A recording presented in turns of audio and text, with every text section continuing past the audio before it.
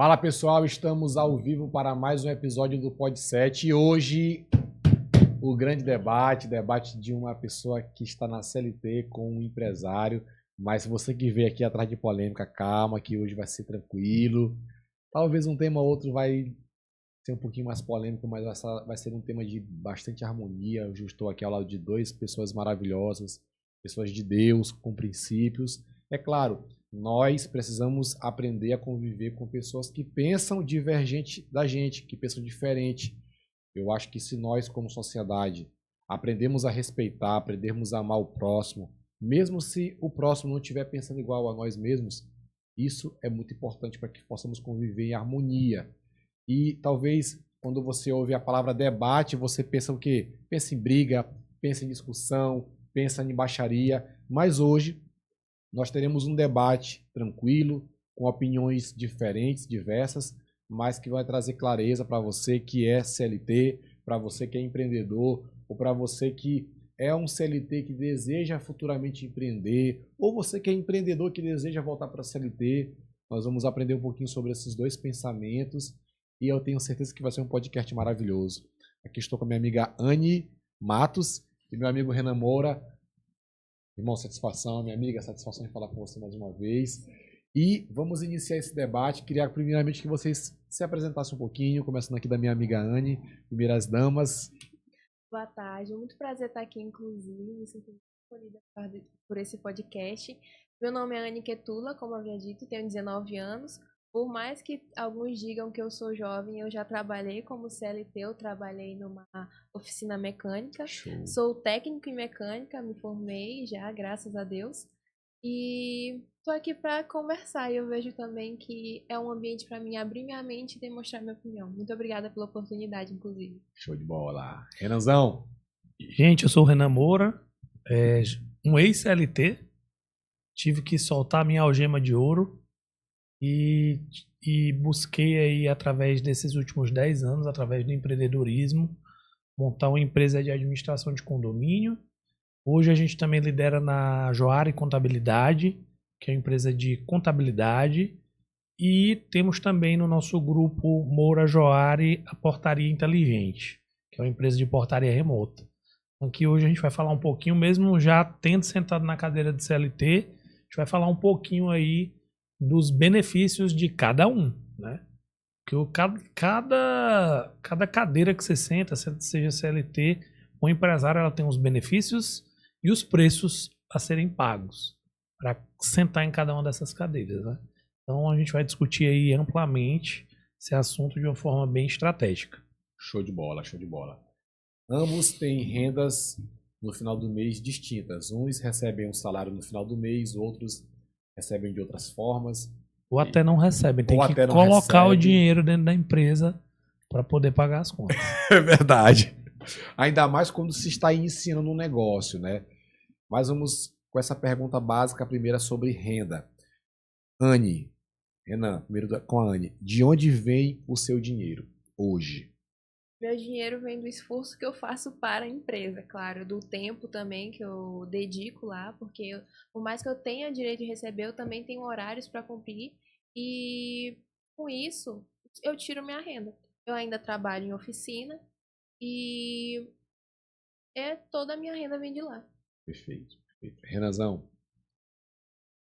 Bom, existem meses que a gente tem uma renda boa, que a empresa vai lá dar lucro, a empresa traz esse benefício para o proprietário. Mas existem uns meses que você cresceu muito. O que é que faz você ter que colocar dinheiro na empresa? Crescer rápido. Por exemplo, a empresa que cresce rápido, ela vai precisar de insumo, ela vai precisar contratar gente, ela vai precisar expandir uma área de atuação, ela vai precisar fazer uma reforma, porque o espaço dela é pequeno. Então, quando você acaba crescendo muito, você às vezes tem que injetar capital na empresa para que ela sobreviva, tá? Então, sobre a renda é variável.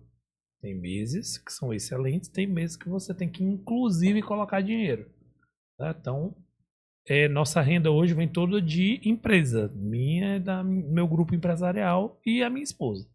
Então, tudo que a gente recebe hoje vem dessa prestação de serviço dos nossos serviços empresariais para que a gente consiga ter uma remuneração. Show. Isso é interessante porque são duas visões diferentes.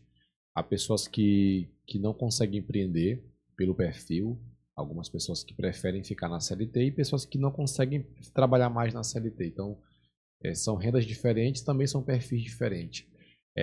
Anne, você percebe, pelo que tu já passou na tua escola, com os teus amigos, na tua visão de mundo, o Brasil, o Maranhão, o Nordeste, nós temos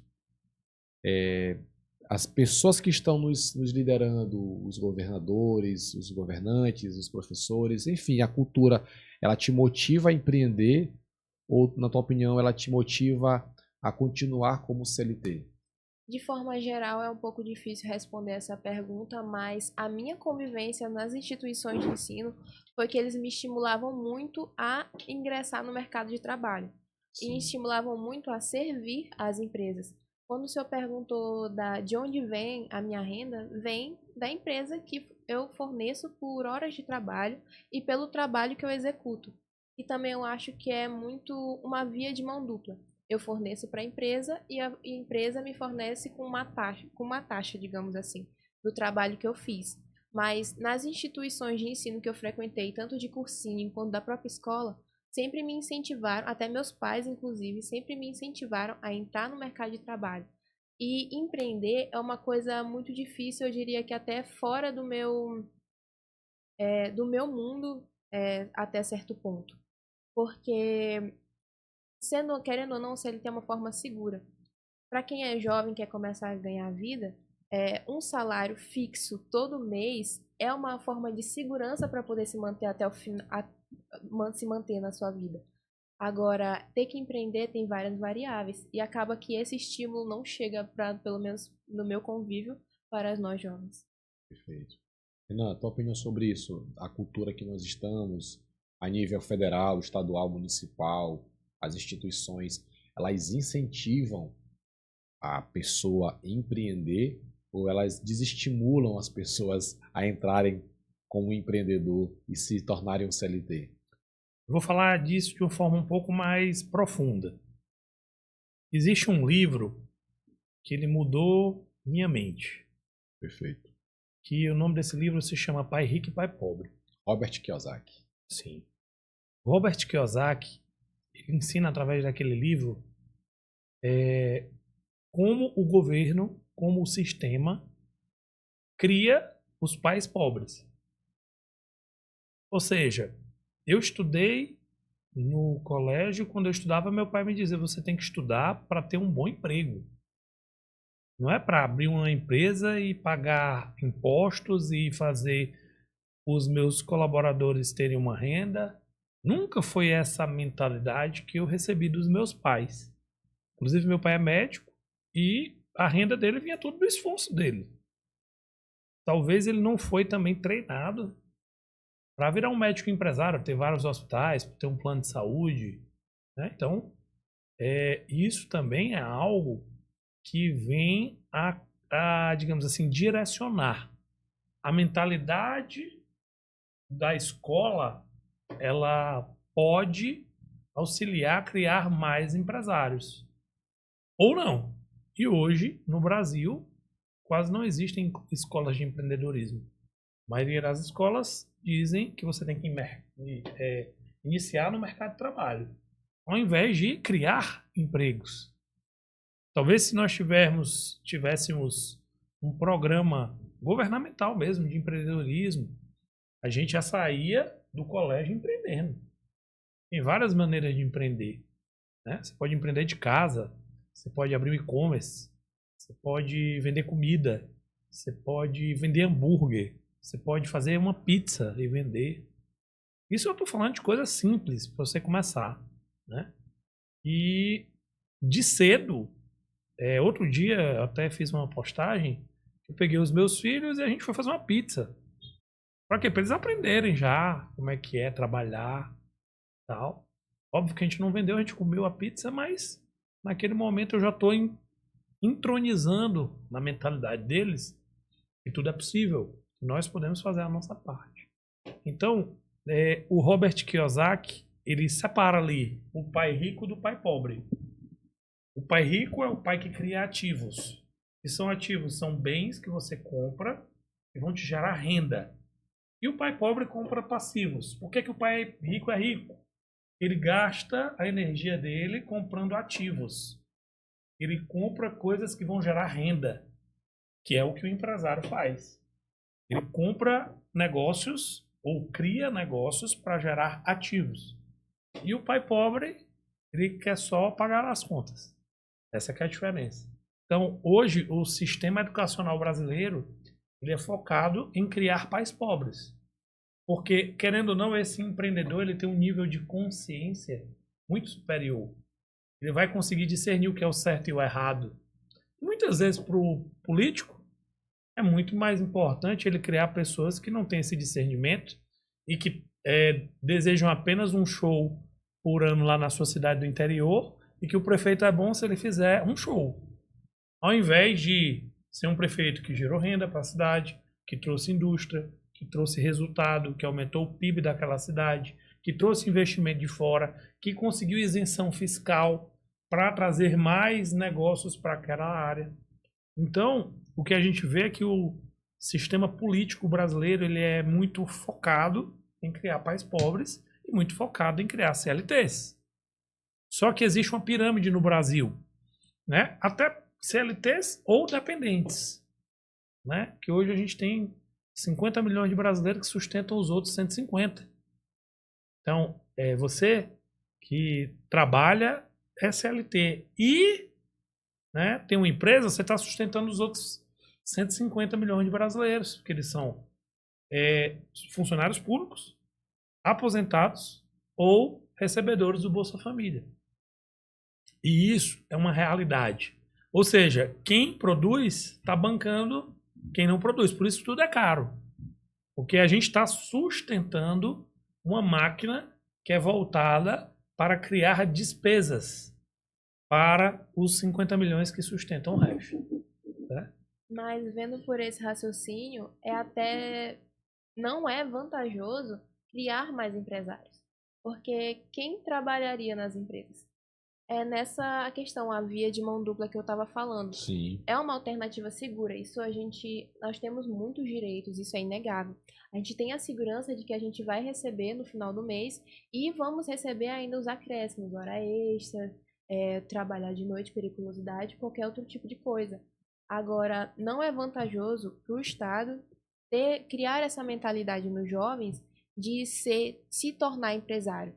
E eu acho que, para alguns empresários, eles se vangloriam dessa desvantagem que tem o resto da população. Porque quanto menos empresários, menos concorrência. E mais mão de obra livre para poder trabalhar nas suas empresas. O que tu acha? Aí temos um problema, né? Um problema de formação técnica. Problema de achar pessoas que queiram trabalhar. Te digo porque eu faço seleção todo dia. Eu estava comentando aqui mais cedo. Eu tenho que selecionar todo dia. E não tá fácil de achar quem queira trabalhar. Tá?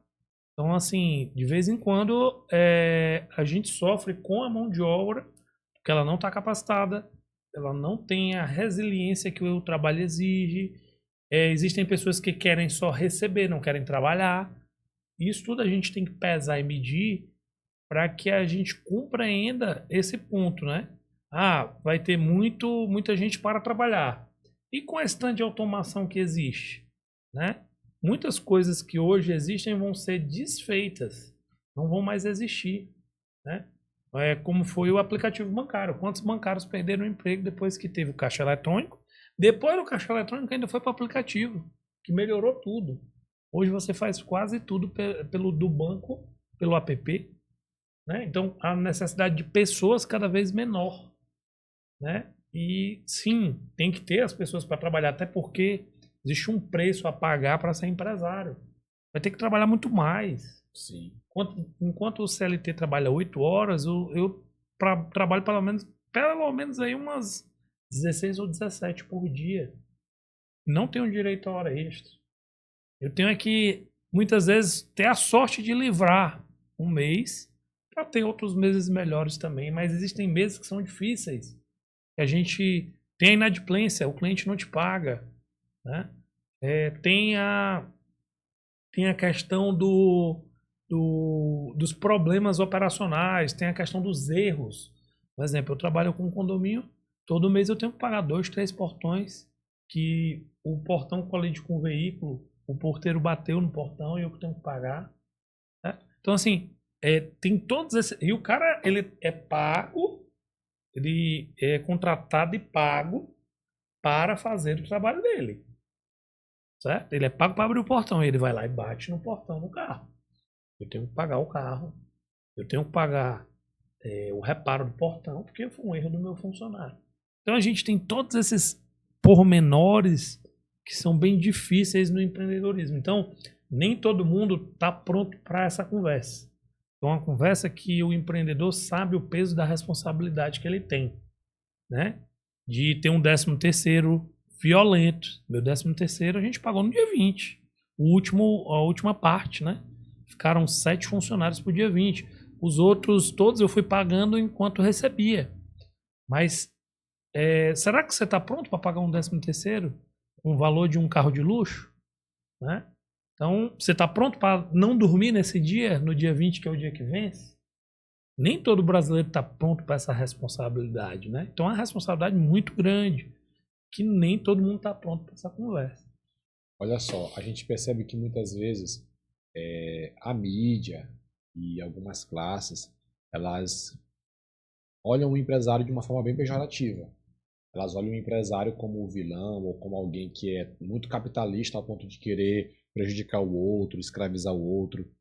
E a gente percebe que muitas vezes essa mentalidade ela atrapalha dentro da empresa pelo seguinte sentido. O funcionário muitas vezes ele não quer se dedicar porque ele vai pensar o seguinte: se eu me dedicar eu vou enriquecer meu patrão. Mas ele não pensa em eu vou me dedicar, eu vou evoluir, eu vou aprender, eu vou virar um empresário, um empreendedor dentro de um CNPJ que não é meu e vou crescer dentro da empresa. Essa mentalidade é bem diferente das que muitas vezes nós percebemos nas redes sociais, principalmente quando há comentários pejorativos para empresários. Tu percebe que isso acontece de fato, Anne, dentro do meio CLT, ou tu vê que isso é algo que não é tão muito falado no meio do CLT? Eu percebo que é o tipo de visão realmente pejorativa, mas de uma forma bem estagnada. Porque o maior meio de comunicação que temos é as mídias sociais. E o que é posto nas mídias sociais são que os empresários vivem uma vida de luxo. Então, para algumas pessoas que são CLT, é difícil tirar essa visão deles. Se eles postam que estão viajando para outros países ou estão ostentando com o dinheiro que ganharam, é difícil te desfazer essa visão. Agora, o que também é preposto são que os CLTs chegam em casa cansados, sem tempo para fazer as coisas, ou até para arrumar a casa. Certa vez eu estava conversando com minha tia, quando eu fui visitar minha avó, e ela disse que sim, tem muitas áreas do trabalho que poderiam ser ocupadas. Ela trabalha numa empresa de telemarketing, que é só meio período. Ela vai só pela tarde e volta de noite. Tem muitas áreas do trabalho que podem ser ocupadas. Só que aí é que tá. O cansaço mental, o desgaste emocional que se tem com isso é tão grande que não querem ocupar o espaço. E o que é visto também em muitas outras empresas, seja meio período até home office, várias pessoas cansadas emocionalmente. Enquanto o que é visto nas redes sociais, que são empresários viajando para outros países e ostentando de um dinheiro que foi desfrutado. Eu até gostaria de saber a sua visão sobre isso, sobre essa incógnita. Sobre o empresário viajar? Sobre esse tipo de visão que é dada. Porque, como ele falou, é muito estagnado essa visão de que eu vou enriquecer só o CNPJ que está na empresa. Mas eu penso o seguinte, eu acho que cada um tomou uma escolha. Tá? Se eu escolher ser uma pessoa seletista, que se utiliza do CLT, eu tenho que viver a vida conforme eu escolhi. Tá? Ganhando 3 salários mínimos, eu consigo viajar para a Austrália? No Brasil? Não. Não. Eu não fiz uma escolha lá Pô, cara, eu quero ser CLT, eu quero ganhar 3 salários. Então, se eu fiz aquela escolha, eu preciso entender que ela vai ter uma consequência, certo? Se eu sei que 3 salários não dá para ir para a Austrália, não adianta eu querer ser CLT e ir para a Austrália. Entende? Agora, se eu desejo ser um executivo, existem executivos no Brasil, o executivo mais bem pago, que é CLT, tá? Que é o CEO do Itaú, o salário dele é 3 milhões por mês. Tá? Ele é CLT. Se eu escolhi o caminho de ser um CEO de um banco,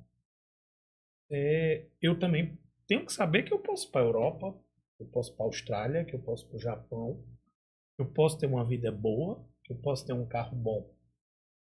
A decisão de ser um CLT vai depender da minha fome. Eu estou preparado para ser um CEO do Itaú? Eu fiz todos os cursos, eu fiz uma mentoria, eu andei com as pessoas certas, eu sou bem querido dentro do banco, eu trabalho todos os dias para que isso corra, para eu virar esse CEO. Ou eu sou apenas uma pessoa que chega 8 e sai 18? Então, o senhor diz que a falta desse ingressamento nessa parte da elite da sociedade seria mais voltada à falta de qualificação das pessoas? Eu acho que as pessoas elas não estão acostumadas a receber a consequência das suas decisões. Certo? O que quer dizer isso? Para eu ser um CEO do Itaú, eu tenho que primeiro estudar. Pensa comigo. Eu vou ser o CEO do Itaú. Os últimos 10 CEOs do Itaú, o que eles fizeram? O que eles estudaram? Quais foram as certificações que eles fizeram? Quais foram as mentorias internacionais que eles fizeram? Eles fizeram Harvard. Eles foram para o London School of Economics. O que eles fizeram para chegar lá? A partir disso, se eu tomo essa decisão de dizer eu quero ser o CEO do Itaú, eu vou ter que estudar, trabalhar diariamente até chegar nesse ponto. Né? Então, o que eu estou querendo dizer com isso? Eu sou e eu vivo as minhas escolhas. Certo? Se eu sou um CLT, eu tenho que viver a escolha que eu tive. Agora não, eu não quero só ganhar 3 salários. Eu quero ganhar 100 mil por mês. Quais são as habilidades que eu preciso ter para ganhar 100 mil por mês? Onde tem essa vaga? Quais são as empresas do Brasil que tem essa vaga? Como eu faço para entrar nessas empresas e galgar dentro dessas empresas esse salário?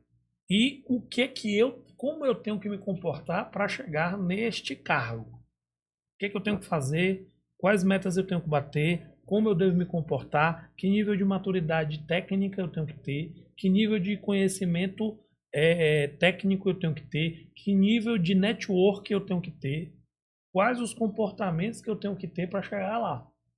Então, o que eu penso? Ser CLT pode ser excelente.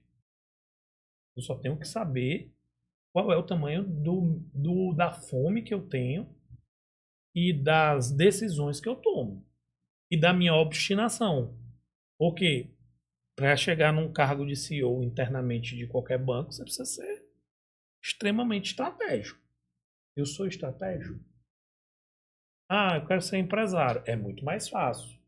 E eu ainda digo mais. Um CLT, você pega o seu salário de CLT, por exemplo, você ganha 10 mil reais.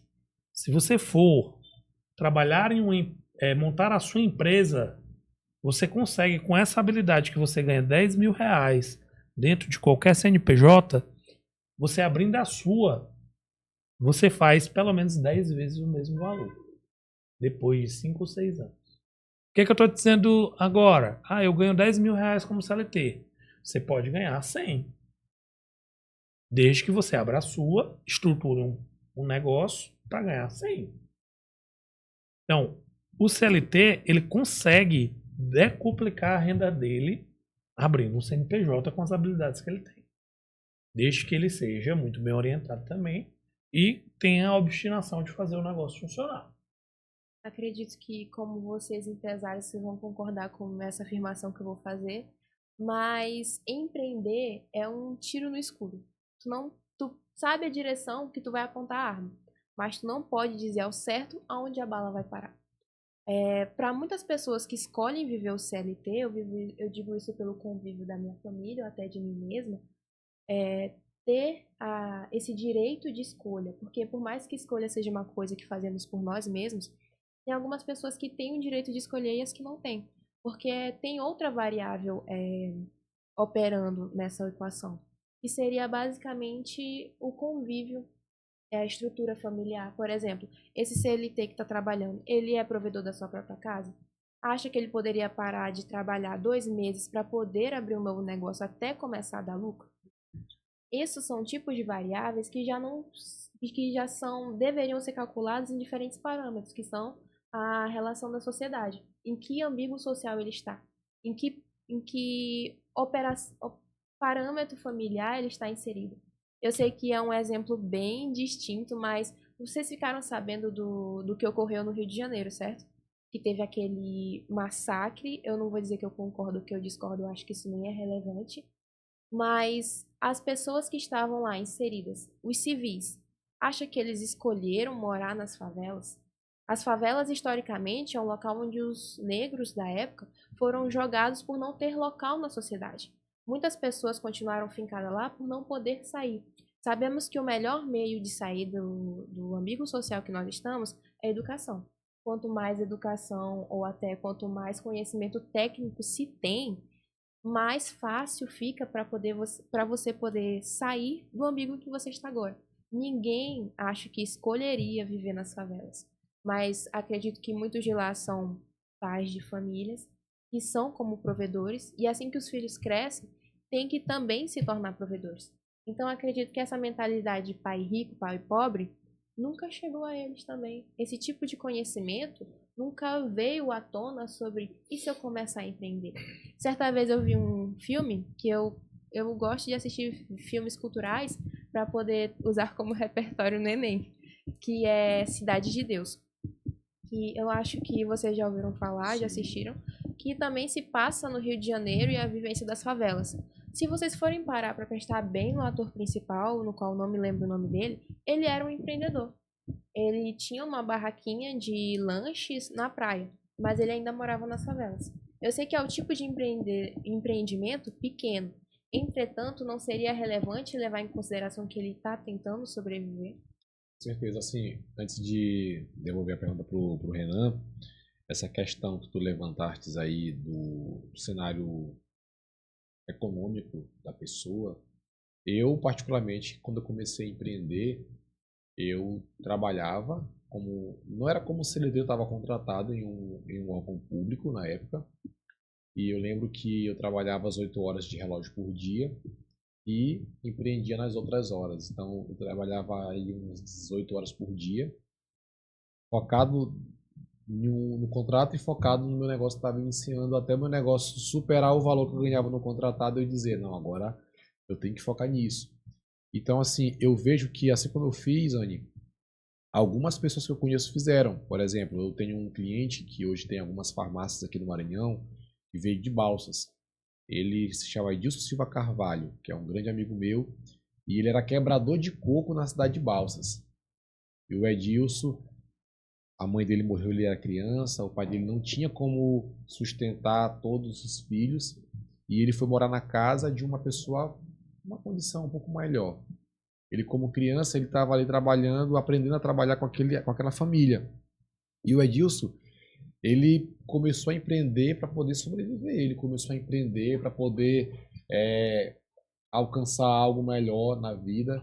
Então, assim, meu ponto de vista com relação a isso, tem como sim uma pessoa que está na favela, tem como sim uma pessoa que está no interior, tem como sim uma pessoa que, assim como minha mãe, eu gosto de recordar minha mãe, ela era de um interior de uma cidade chamada Cachoeira Grande, de um interiorzinho.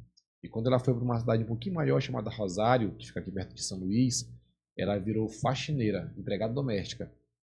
E como empregada doméstica, morando na casa de família, um pouco mais por condição, ela começou a vender bijuterias. E aí ela ganhava aquela renda como doméstica, ganhava uma renda como vendedora de bijuterias e virou uma empreendedora pequena. Mas depois abriu a sua lojinha, depois começou a sair da casa de família e começou devagar. Então, assim, como eu venho também de baixo, família bem humilde, eu te falo que tem como sim a gente vir de baixo e empreender. Agora é mais difícil. E eu acredito que às vezes quando a gente vai empreender, tem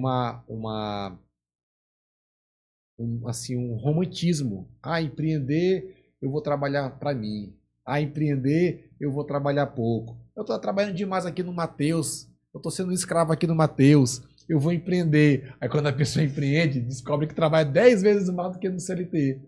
E às vezes a gente romantiza muito o empreendedor. A gente fala assim: ah, a Renata tá de boa aí. Tá aí de boa aí, todo arrumadão, de carrão. Não sabe as horas que ele acordou cedo, as horas que ele foi dormir tarde, os dias que ele renunciou. Então, assim, eu percebo isso, né? Eu que venho de um contrato CLT, passei por grandes batalhas, até hoje passo, sei que não é fácil. E aí, levando para esse ponto, eu quero perguntar para vocês sobre a rotina de trabalho de vocês.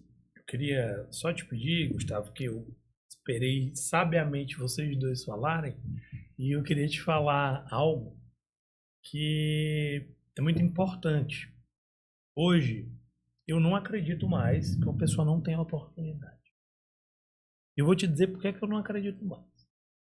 Hoje, se você pegar e aqui ainda não tem, até tem, mas na litorânea. Não é para esse fim. Mas se tu pegar um grande centro, lá tem uma bicicleta que tu aluga. Pode pegar e entregar delivery, pagando por hora na bicicleta.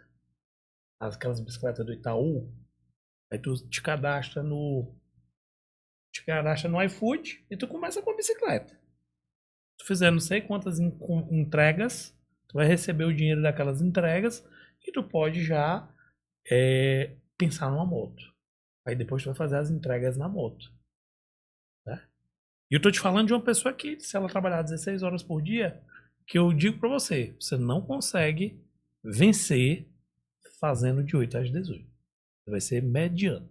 O senhor já alugou uma bicicleta lá? Eu alugaria. Se eu tivesse que começar, alugaria. Eu vou te dizer, se você passar 16 horas fazendo entregas no iFood, no Rio de Janeiro ou em São Paulo, que tem entrega ilimitada 24 horas por dia, tu faz uma renda, dá pra tu dar entrada numa moto. Compra uma moto Pop 100, aí tu vai lá, faz as entregas agora de moto mais rápido. Depois tu começa a comprar um Mob e vai ser Uber. Um Uber, se ele trabalhar 16 horas por dia, ele faz 10 mil por mês. Né? Tranquilo, tô te dizendo com tranquilidade. Isso se ele só tirar meio dia de descanso por semana. Por isso que eu tô te dizendo que para você crescer tem que ser desproporcional. Não pode só fazer o ordinário. Se tu quiser viver o extraordinário, tu tem que fazer o extraordinário. Então, faça uma conta de Uber. Qualquer Uber que trabalhe 16 horas por dia em São Luís faz 10 mil por mês. Certo? Agora, o que acontece? As pessoas não querem trabalhar 16 horas por dia. As pessoas não querem pagar o preço para sair de uma situação difícil. E as pessoas também não querem caminhar da bicicleta para a moto, da moto para o Mob e depois do Mob para o Uber Black. Entende? Então as pessoas querem começar e chegar no topo. Isso não existe. O palácio, a gente só chega no palácio depois que passa pelo deserto.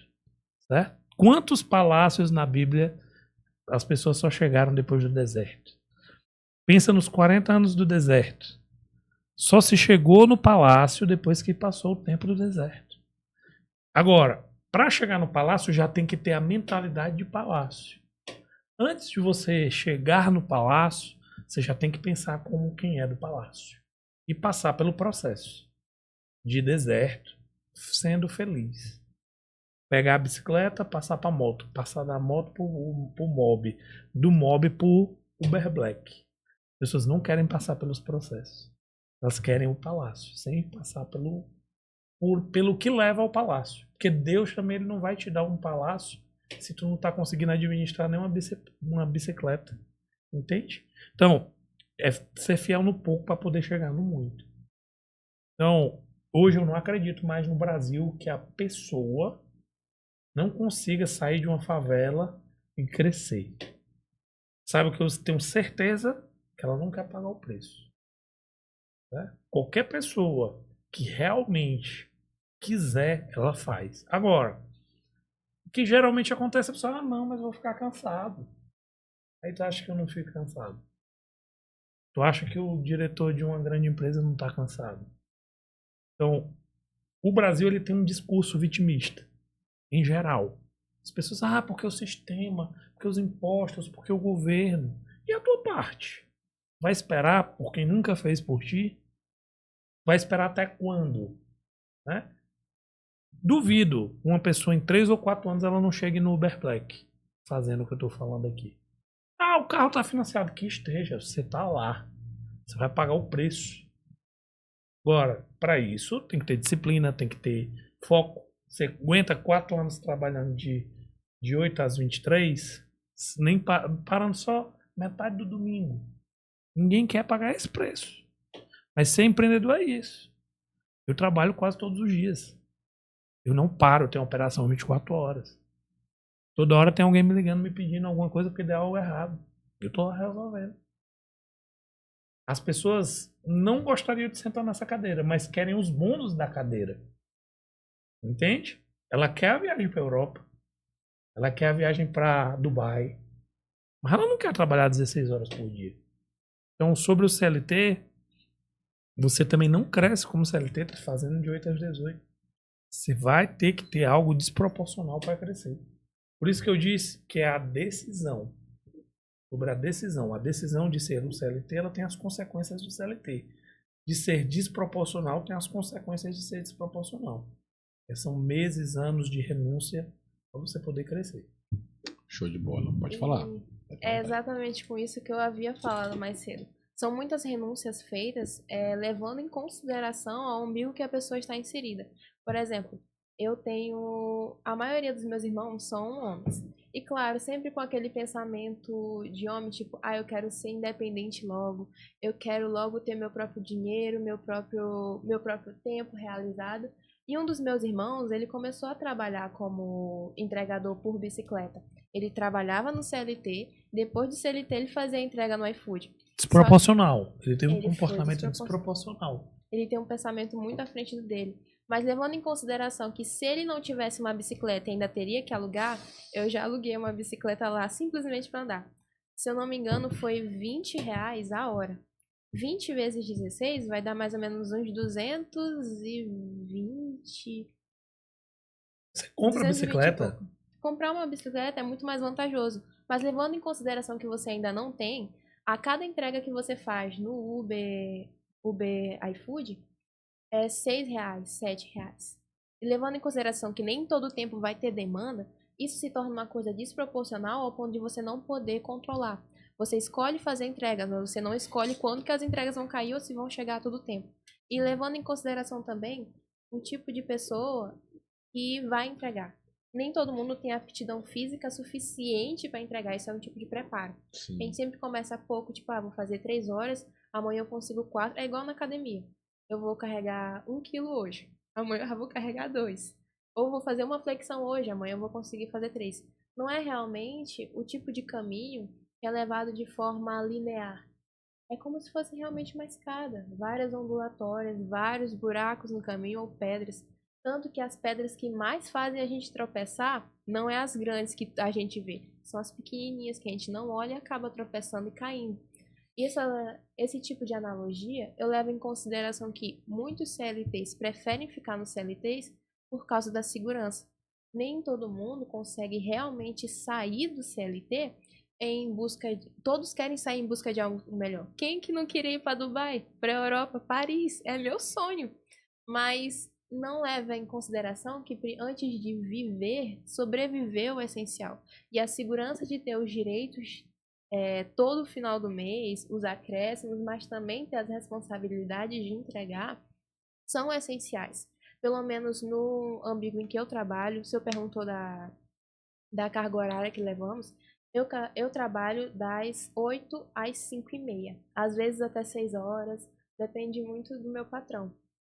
Mas eu saio de casa antes. Eu tenho que acordar às 6, saio às 7. Às vezes ainda chego lá atrasada, mesmo tendo adiantado 1 hora.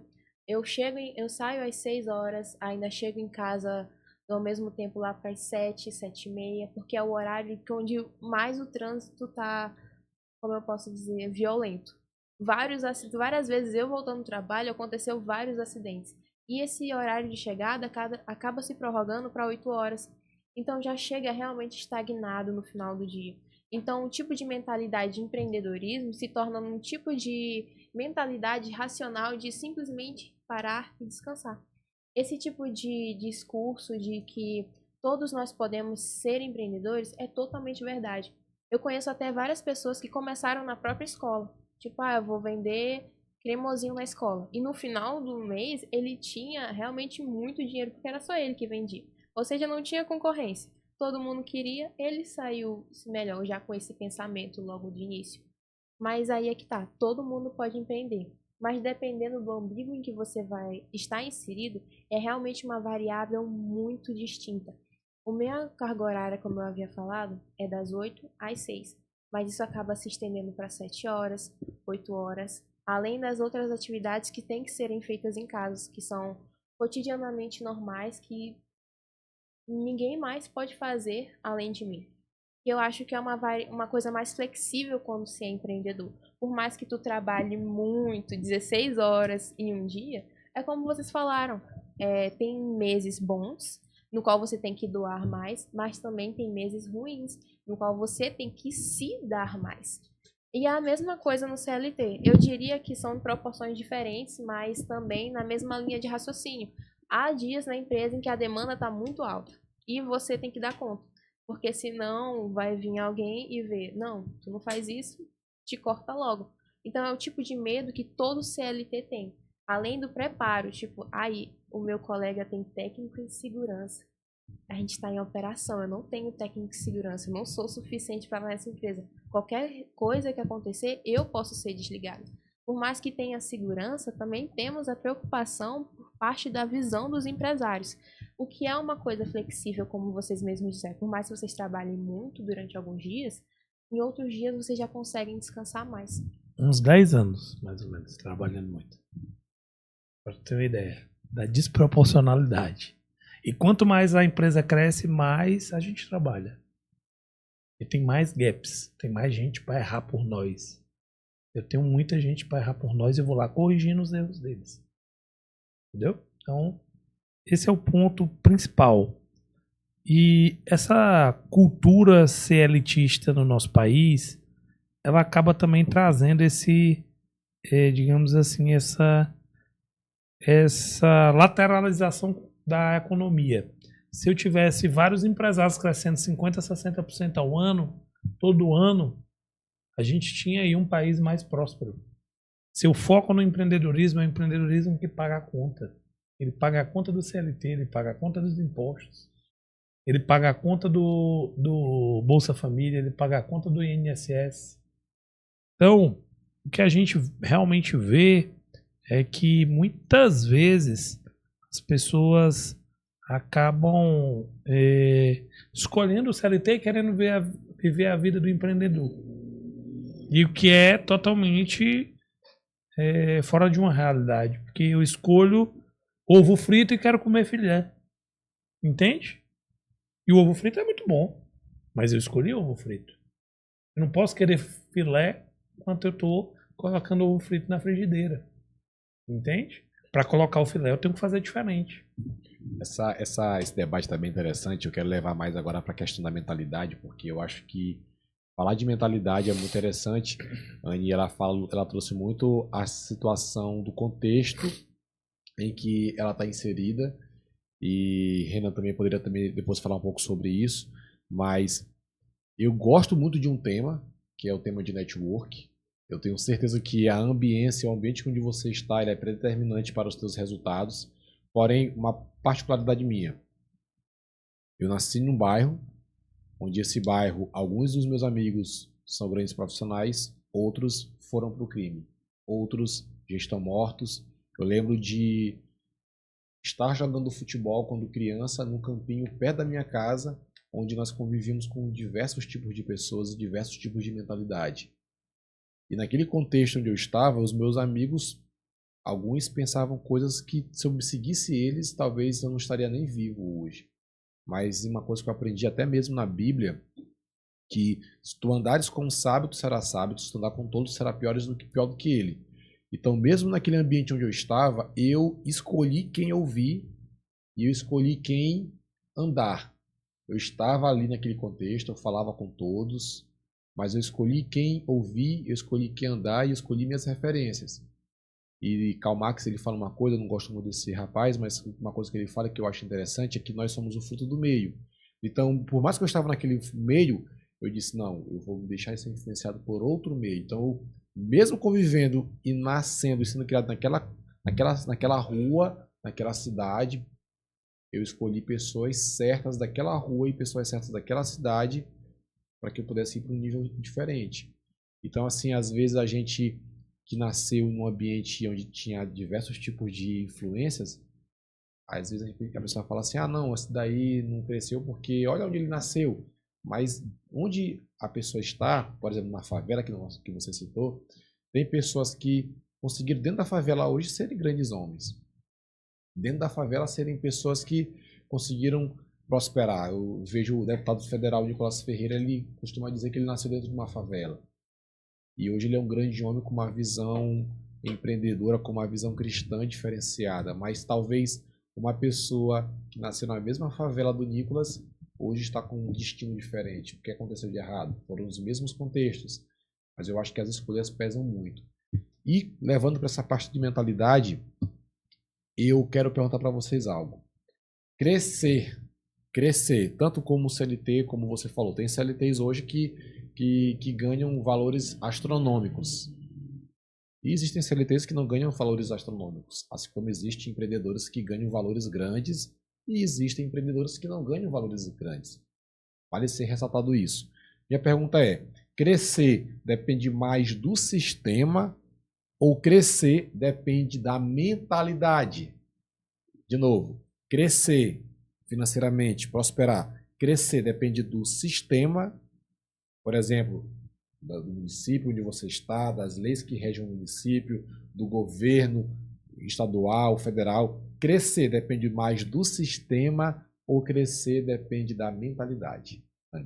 Acredito que não vai haver controvérsias, porque se o sistema é o mesmo para todos, o que muda é a influência no qual você está inserido. Então, realmente muda muito da mentalidade. Por exemplo, a mentalidade que o senhor acabou de citar agora, no qual seria escolher com quem anda.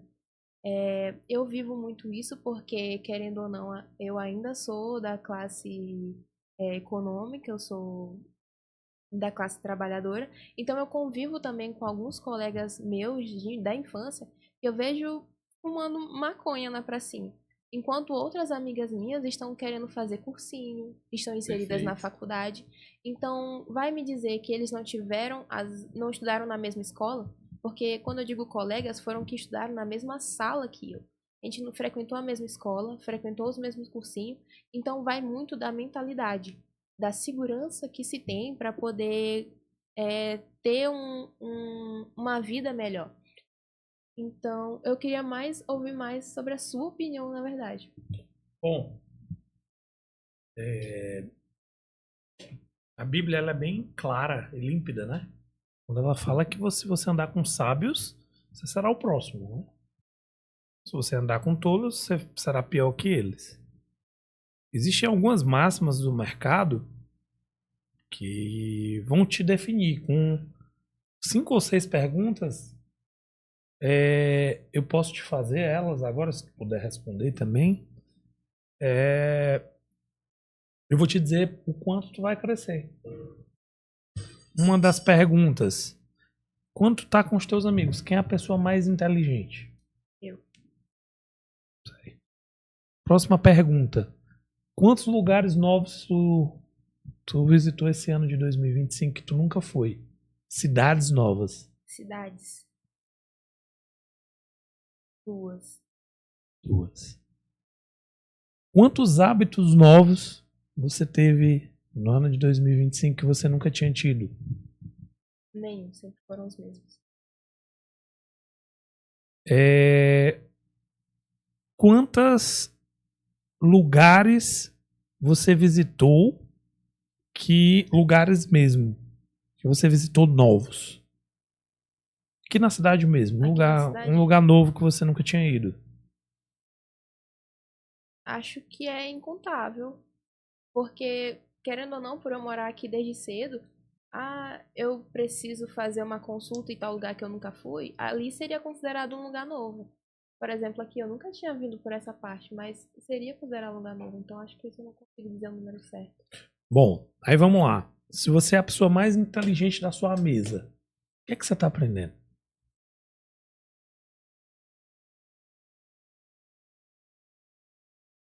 Acho que tem vários tipos de inteligência.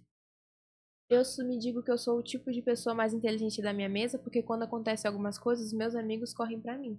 Quando acontece alguma coisa comigo, eu corro pro meu pai, pro meu irmão, que eu Pronto. sei que vão conseguir ceder a minha necessidade. Agora, quando eu preciso de alguma coisa realmente específica em alguma área que eu sei que tal pessoa tem habilidade com isso, eu busco essa pessoa, mesmo que ela tenha sido recorrente a mim. Bom, mas a pergunta ela tem um fim de identificar o quanto você está aprendendo. Quando você anda com pessoas mais inteligentes que você vai aprender mais rápido. Se você é a mais inteligente da sua mesa de convívio, você está deixando de aprender, porque você não se desafiou a conhecer novas pessoas. Entende? Então, o network ele tem um poder grandioso de abrir a nossa mente. Porque tu está aqui conversando comigo hoje, a gente está aqui investindo um tempo juntos, e daqui tem que sair algo melhor para todos nós três. Entende? Então, onde eu estou querendo chegar com isso? Se você acaba conhecendo pessoas novas, pessoas mais inteligentes, pessoas mais com mentalidade melhor, que visitam novos lugares, que novos lugares têm novos hábitos. Uma nova cidade ela tem um hábito diferente daqui. A não ser que ela seja muito próxima, que as pessoas próximas trocam de localização, porque é próximo, aí os hábitos serão parecidos. Mas um exemplo, Teresina tem um hábito diferente daqui, certo? De São Luís. Fortaleza já tem um hábito diferente daqui. Natal tem um hábito diferente daqui. E esses locais eles vão trazer novas mentalidades, porque as pessoas pensam diferente lá. E quando eu não visito novos locais, eu não consigo expandir a minha mente. Uma mentalidade próspera, ela está toda hora em expansão. O empresário que ele fatura até 100 mil por mês, ou 100 mil por ano, vamos começar a 100 mil por ano, ele tem uma mentalidade. Se ele passar para 500, esse cara aqui não dá conta de 500. Ele pede para sair, ele diz que é muito trabalho. Então, se ele não se preparar para o próximo nível, ele não vai conseguir atingir o próximo nível. Certo? E no caminho ele tem que ter o coração ensinável para crescer. O empresário que vai para 1 milhão por ano, ele já é outra conversa. O de 10 milhões é outra conversa. O de 100 milhões é outra conversa. Cada um vai ter um nível de conversa. E o network, para empreendedores, ele precisa ser diferente. Para contratar pessoas também diferentes. Porque tu vai subindo de nível, tu vai precisar de pessoas melhores. Tu compreende? Então, assim, sobre essa questão de network, os teus amigos vão determinar o teu futuro. Com quem tu anda vai dizer até onde tu vai. Por isso tu tem que escolher a dedo. E muitas vezes se afastar. Porque as pessoas elas vão te travar. Ninguém quer te ver correndo risco. E o risco é o que faz você crescer.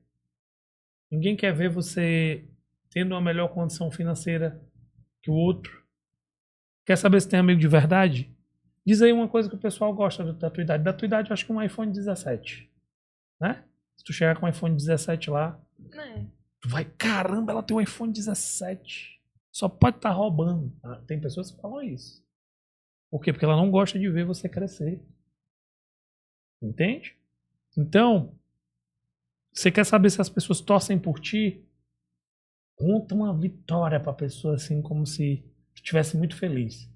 Se ela não te abraçar e dizer, caraca, que massa! Ela não é tua amiga. Ela nem quer o teu bem. E muitas vezes a gente é cheio de amigos que puxam a gente pra baixo. A gente não se relaciona com uma pessoa que é muito mais inteligente que a gente. Entende? E aí a gente tem que ser sempre o mais burro do círculo. Por quê? Porque eu tô aprendendo com todos os outros. Perfeito, perfeito. Essa visão, Anne, tá sendo legal aqui o debate porque Anne veio com um coração totalmente ensinável. E quando a gente tem um coração ensinável, quando a gente realmente busca aprender e mudar nossa mentalidade quando percebemos que estamos errados, ou quando nem que estejamos errados, é que talvez aquilo que eu acredito que é certo não vai me levar para um próximo nível. Aquilo que eu acredito que é certo vai me deixar só nesse nível. Para me ir para o próximo nível, eu tenho que aprender novas habilidades, é claro, sem perder nossos princípios, sem perder nossos valores, sem perder as verdades imutáveis que Deus colocou em nossa vida. E essa questão do network, de estar sentado em mesas que a gente se sente o mais burro da mesa, isso aí é fenomenal. Porque não é fácil, primeiramente, o ser humano ele sempre gosta de se vangloriar, o ser humano gosta de se enaltecer, e quando a gente vê para Provérbios de Salomão, Provérbios diz o quê? Que a soberba, ela precede a ruína. Então, às vezes, quando nós estamos numa mesa onde todo o tempo nós somos o centro das atenções e nós somos o que mais fala, nós somos os que são mais olhados de uma forma de admiração, nós temos uma tendência maior a ficar orgulhoso e soberbo, se nós não vigiarmos, obviamente. Então, nós temos que buscar essas mesas onde nós vamos aprender, onde pessoas vão nos repreender, onde pessoas vão dizer assim, ó, tu tá errado, tu tá errada. Eu acho que isso é interessante, isso deixa sempre você com aquela humildade básica, isso é interessante demais. Um grande homem, para nós encerrarmos o último tema, chamado Geraldo Rufino, que veio lá do lixão, um grande empreendedor, ele disse uma vez algo que eu achei bem interessante, que ele sempre foi um empreendedor, mesmo trabalhando em um CNPJ que não era dele. Ele empreendeu dentro de um CNPJ que não era dele. Ele sentia a dor do dono. É o famoso senso de pertencimento. Você vai trabalhar numa empresa, você vai fazer com tanta excelência, você vai fazer mais do que ele lhe é pago, over delivery. Você vai fazer com tanto amor como se aquilo fosse seu. Como se você estivesse empreendendo dentro de algo que não é seu. Como é que tu vê essa visão? Tu acha que o empreendedor, perdão, o CLT, ele só precisa fazer o básico? Não, só preciso trabalhar 8 horas, eu só preciso fazer aquilo que está na minha carteira de trabalho, eu só preciso fazer aquilo que estão me pagando para fazer. É isso, então eu vou fazer isso. Esse negócio aqui eu não estou sendo pago, eu não vou fazer. Ou não, tu tem essa visão de dizer, Gustavo, eu estou ali, eu visto a camisa, eu faço mais. Qual é a tua visão particular e qual é a visão que tu vê de forma macro? Tu percebe que as pessoas estão trabalhando de uma forma onde elas querem entregar mais, ou tu percebe que as pessoas elas estão trabalhando só para entregar a média, a mediocridade, o básico? Qual é a tua visão sobre esse ponto? Isso é uma coisa bem ampla, afinal, eu sempre fui o tipo de pessoa, se eu tô saindo de casa para fazer alguma coisa, por que que eu pelo menos não posso dar o meu melhor? Isso é um pensamento que veio desde a escola, que por mais que tivesse o horário de recreio para poder brincar, recriar com meus coleguinhas, o horário de aula para mim era horário de aula. Eu não ousaria ter que parar para conversar com alguém, sendo que eu posso estar ali aprendendo e dando o meu melhor como aluna. Tanto que eu sempre me vanglorio, até entre o meu meio familiar e de amigos, por ter médias e recomendações de professores bem altas. Agora, no ambíguo do trabalho, que foi o que eu estou inserida agora, seria muito mais favorável perguntar para o meu patrão. Entretanto, o que eu puder fazer, eu faço. Se eu estou saindo de casa para poder estar lá e dar o meu melhor, se eu sei que eu tenho capacidade de chegar a 10, por que que eu vou parar no 6? Ou, para mim, está com demanda pouca de máquinas, Por que que eu vou ficar presa na oficina? Por que que eu não vou para a administração ver se a moça está precisando de ajuda? Perfeito. Se eu sair de casa para fazer alguma coisa e eu tenho capacidade de fazer mais que isso, por que que eu não faço? Pelo menos das empresas que eu vim, eu diria que nenhum reclamou sobre a minha forma de trabalhar. Eu sempre fui muito espontânea, muito comunicativa, entretanto, muito responsável. Eu até fico muito chateada quando eu chego 5 minutos atrasada e eu faço questão de tirar ou do meu almoço ou do meu horário de saída, mas é muito questão do seu emocional. Porque também há dias que eu não consigo produzir tanto quando eu consigo cotidianamente. Então, é outro tipo de variável, uma variável menor, claro, mas que não me define como pessoa. Um dia ruim não me define a minha carreira toda. Entretanto, é algo que acaba pesando. Eu sempre gostei realmente de fazer um pouco mais do que eu costumo fazer. Na oficina, há várias áreas. Eu gosto muito de mecânica diesel. Eu mexo com injeção eletrônica, a gente faz bicos Top, injetores. Eu adoro. Eu amo mexer com carro. Entretanto, eu não sei tanto de turbina. O que eu sei, eu aprendi com um amigo que eu não tinha demanda, eu não tinha serviço, eu podia ficar lá sentada que não podiam falar nada para mim.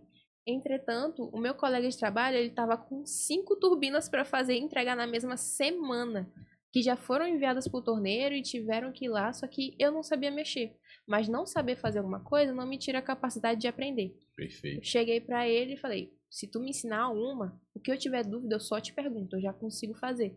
E aí que eu consegui me especializar em bombas injetoras, em turbinas e até na parte estrutural do carro, que seria a suspensão.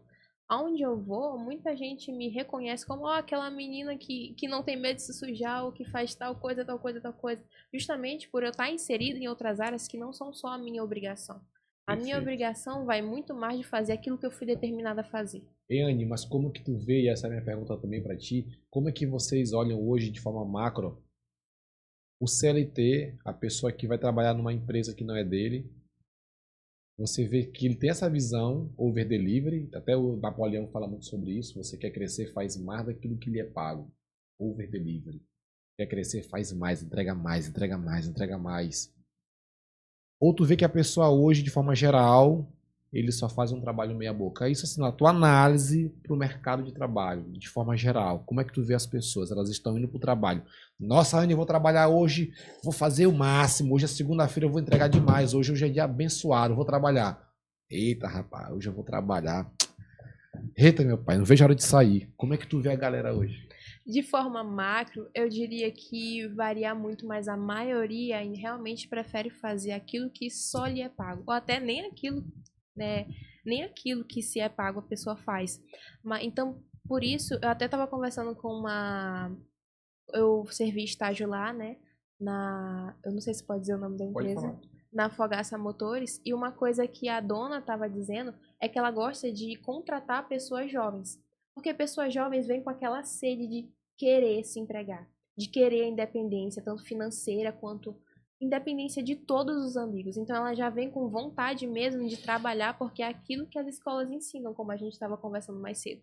Então ela tem muito mais desejo e facilidade de querer contratar pessoas mais jovens, de 18, 19, 20 anos, justamente por não ter a estagnação ou até os vícios de pessoas que vieram de outras empresas. Acredito que foi até, se eu não me engano, essa frase mesmo que ela disse, que pessoas que vêm muito com vício. Por exemplo, uma pessoa que saiu de uma empresa e foi para outra, por mais que sejam na mesma área que estava, as pessoas vêm com certos vícios, tipo, eu sou melhor. E não tipo, o que que essa empresa pode me ensinar? O que que mais eu posso aprender aqui? E com o pensamento dela, me abriu a mente de que realmente, das empresas que eu visitei de forma de estágio, até mesmo empregado, que foi a que eu vim, pessoas estagnadas ou até simplesmente que querem só sair com o salário, são mais de fazer só aquilo que lhe é dito, ou nem aquilo que lhe é dito. E o pensamento de pegar pessoas joviais com um certo desejo mesmo de aprender facilita tanto na gratificação da empresa com aquela pessoa, quanto no conhecimento que ela vai adquirir. Porque a gente não aprende matemática odiando matemática. A gente tem que pelo menos trabalhar a mentalidade de que, tipo, olha, eu não sou tão bom, mas não me impede de que eu possa aprender. Não me impede que eu possa melhorar. A matéria mais difícil que eu tive pra mim, acho que até hoje, foi história. Eu sou muito ruim de decorar as coisas, mas nem essa minha dificuldade não me torna incapaz, não me torna inválida. E eu até fico muito feliz porque no final do ano eu recebi uma gratificação de melhor média. Porque eu pensei que eu não ia entrar nessa média por causa das minhas notas em histórias. E quando eu fui ver o meu boletim, eu fiquei muito feliz de ter visto um 9. Eu nunca Tem imaginaria história. em história. Eu nunca imaginaria a minha capacidade de ter aquele 9. Mas aí eu fui ver o meu esforço de ter adquirido aquele 9. Eu até tinha medo de entrar no boletim por causa dessa nota de história. Eu várias vezes, só uma vez que eu fiquei em recuperação, então é uma matéria muito temida para mim. Mas é uma coisa que meu pai ensinou desde cedo. A tua dificuldade em algo não te torna incapaz de fazer aquilo.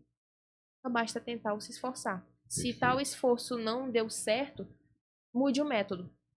Se tal método não deu certo, mude o método de novo. Não há só uma forma de fazer as coisas. A mentalidade de crescimento, né? Como diz a Carol Dweck no livro Mindset. E para finalizar essa mesma pergunta, qual é a tua análise das pessoas hoje que entram no mercado de trabalho? A gente ressalta também uma coisa interessante, que os pais têm tantos benefícios, né?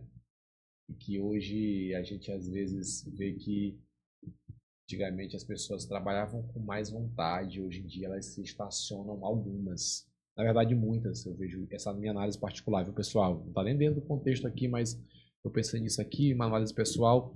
Às vezes a gente vê que lá no passado tinha mais pessoas, mais mão de obras. Quero capinar um lote, quero plantar uma mandioca, fazer uma farinha, quero pescar um peixe, quero produzir. E hoje, com tantos e tantos e tantos benefícios, a impressão que passa é que as pessoas ficaram mais preguiçosas e mais dependentes do Estado. Será ser intencional? Fica a pergunta para vocês. Mas é algo a ser pensado. E qual é a tua visão para finalizarmos essa primeira edição do debate? Futuramente teremos outras. Foi tão bom que passou muito rápido, graças a Deus. Qual a tua visão hoje do profissional? Ele já entra na tua empresa com vontade de dar o melhor, o sangue, ou tu percebe que a galera entra com um pouquinho de meio puxada, estacionada? Bom, toda empresa, né, tem a sua cultura, seu método de seleção. O primeiro ponto que nós trabalhamos com relação a colaborador, antes de ele entrar, é a entrevista. Tem perguntas que a gente faz e já separa o joio do trigo. Um exemplo, chegou uma pessoa de 38 anos, um homem, 38 anos, para fazer uma entrevista. Eu disse, você é casado? Ele disse, não. Você mora com seus pais? Sim. Imediatamente, eu já retirei ele da lista. Porque se com 38 anos ele ainda mora com o pai, ele não está querendo crescer nem melhorar. Ele também não quer casar, não quer responsabilidade. Então essa é a mensagem que ele passa. Não quero responsabilidade, não quero crescer e moro com os meus pais.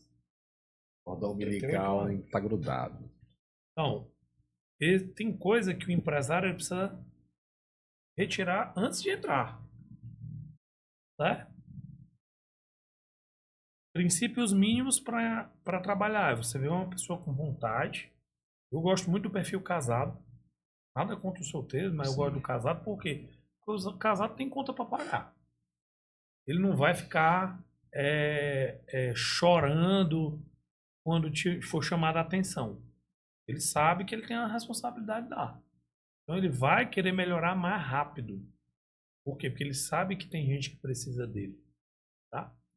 Segundo ponto, em caso de a pessoa ter lá o perfil que nós desejamos, a gente faz um teste primeiro. Por quê? Para ver se dá certo. Vai para o período de experiência, 30 dias. Ou é assim, isso para nós é algo que nós não aceitamos. Um exemplo, para nós não aceitamos funcionário operacional faltar no período de experiência. Por quê? Porque se ele faltou no período de experiência, ele vai faltar sempre. Ah, cara, mas o cara morreu, beleza. Posso até estar sendo talvez precioso demais com o meu negócio.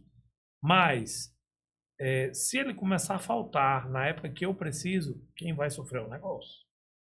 Então, outra coisa, período de experiência, respondeu a gente mal, fez fuxico, foi conversar demais com o morador, tá se vitimizando, tá falando A, B ou C, a gente já tira. Né? Por quê? Porque a gente não deixa o colaborador tomar, né, essa direção. A direção quem toma somos nós. Então, quando a gente percebe que o morador está querendo ir por um outro caminho, a gente já corta. Entendeu? E tem que ter feedback. O cara precisa saber onde ele está errando para ele poder melhorar. Se ela começa a trabalhar comigo e eu começo a perceber que ela está errando, eu vou lá e aviso. E peço para ela corrigir. E ela vai me dando feedback. Eu já corrigi, já corrigi, já corrigi. Podem aparecer novos erros. Né? Porque os novos erros, eles são normais. Tá caminhando, você vai tropeçar em outra coisa. Agora, quem não erra é quem tá parado. Esse cara não vai errar porque ele não anda. Então a gente lá não tem a cultura de demonizar o erro. O erro ele é necessário e ele é um trampolim para o crescimento. Quem se utiliza bem do erro, cresce. Pessoa que gosta de remoer, quando erra, eu errei, eu vou morrer. Meu irmão, tá perdendo muita energia no que não importa. Eu errei, vou me corrigir e vou fazer melhor daqui pra frente. Acabou. Perfeito. Agora, não pode ir na próxima semana ter o mesmo erro, né? Que aí tu não melhorou. Entende? Perfeito, perfeito. Pessoal, tem uma frase que eu estava conversando com o Matheus lá nos bastidores. Tempos difíceis tornam homens fortes. Homens fortes tornam tempos fáceis. Tempos fáceis tornam homens fracos. Homens fracos tornam tempos difíceis. Tempos difíceis tornam homens fortes. As dificuldades que a gente passa na vida, na caminhada, elas vão trazer uma força, uma resiliência. Você que assistiu esse debate até aqui, talvez você possa dizer, Gustavo, eu não tenho como empreender, porque o meu status hoje é de alguém que não consegue nem se mexer direito, tanto problema. Não reclame. Um dos pontos que eu acho importante para terminarmos esse debate de hoje, não reclame, persevere, seja positivo. Hebreus 11 diz sobre a fé. 1 Coríntios 10 diz sobre que nós devemos não murmurar, como é costume de alguns, e atraem para si o anjo destruidor. Viva com propósito, que Deus te abençoe. Logo, logo nós teremos novos episódios de debate, e esse aqui de hoje vai trazer muitos aprendizados para mim e para você. Deus te abençoe e até a próxima. Pessoal, quer mandar algum recado? Só dizer que ser CLT tem um preço. Ser empresário tem outro preço. Você tem que escolher qual o preço que você quer pagar. É isso aí. Minha amiga, obrigado por tudo. Tamo junto. Quer falar alguma coisa? Obrigada pela oportunidade de estar aqui também, demonstrar um pouco do meu pensamento e também elevar ele, afinal, ao também falar eu aprendi. E obrigada. Foi de bola. Até a próxima, pessoal. Valeu. Tchau, tchau.